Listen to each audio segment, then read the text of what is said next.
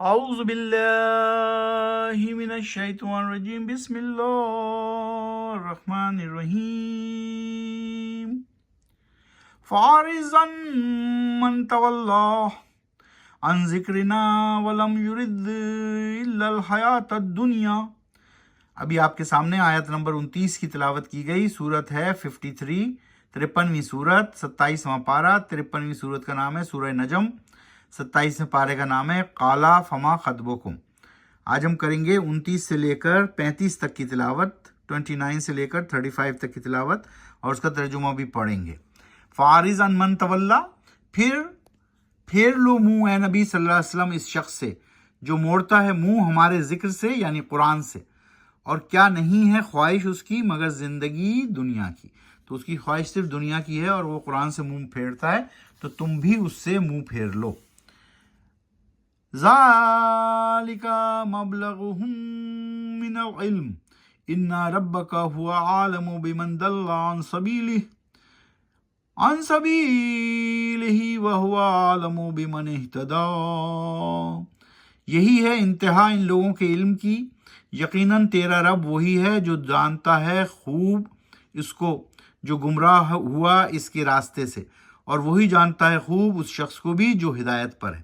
سو اللہ سبحانہ تعالیٰ ہر اس شخص کو جانتا ہے جو گمراہ ہے یا سیدھے راستے پر ہے اور ہدایت پر ہے۔ تو اللہ سبحانہ تعالیٰ کے لیے کسی کو جاننا یا کسی کے بارے میں علم رکھنا کوئی خاص بات نہیں، وہ آپ کی شہرک سے بھی قریب ہے، ہر ذی روح کی شہرک سے بھی قریب ہونا۔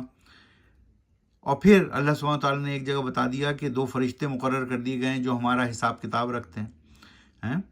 وَلِلَّهِ مَا فِي السَّمَاوَاتِ وَمَا فِي الْأَرْضِ لِيَجْزِيَ الَّذِينَ أَسَاءُوا بِمَا عَمِلُوا وَيَجْزِيَ الَّذِينَ أَحْسَنُوا بِالْحُسْنَى۔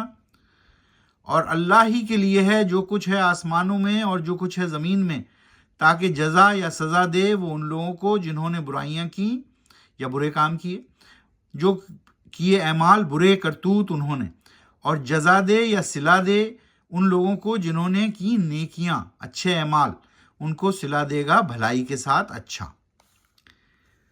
الذین یجتنبون کبائر الاسم والفواحش الا اللمم ان ربک واسع المغفرہ هو عالم بكم اذ انشاکم من الارض واذ انتم اجنة فی بطون امہاتکم فلا تزکوا انفسکم هو عالم بمن اتقی۔ اور وہ لوگ جو بچتے ہیں بڑے گناہوں سے، بے حیائی کے کاموں سے، سوائے چھوٹے گناہوں کے جو سرزد ہو جائیں ان سے، یقیناً تیرا رب واسع المغفرہ یعنی وسیع مغفرت کرنے والا ہے۔ وہی جانتا ہے تم کو اس وقت سے جب نکالا، پیدا کیا گیا اس نے تم کو زمین یعنی مٹی سے، اور تم تھے جنین یعنی جرثومے کی طرح شکل میں اپنے ماؤں کے پیٹوں میں۔ پھر نہیں کرو دعویٰ پاکیزگی کا خود سے، اسی کو علم ہے بہتر ہے کون متقی اور کون پرہیزگار۔ سو اللہ سبحانہ تعالیٰ انسان کو جب سے جانتا ہے جب وہ ایک جرثومے کی طرح اپنی ماں کے پیٹ میں ہے، تو پھر اس لیے اللہ سبحانہ تعالیٰ کہہ رہے ہیں کہ ہمیں سب کچھ معلوم ہے، اس لیے کوئی دعویٰ نہ کرو، ہمیں معلوم ہے کہ کون پاکیزگی کے ساتھ متقی اور پرہیزگار ہے۔ افرأیت الذی تولی وآتى قلیلا وأکدی عنده علم الغیب فہو یریٰ۔ کیا پھر دیکھا تم نے اس کو جو پھر گیا رائے حق سے، اے نبی صلی اللہ علیہ وسلم، اور دیا تھوڑا مال اس نے پھر رک گیا وہ دینے سے؟ کیا ہے اس کے پاس علم غیب؟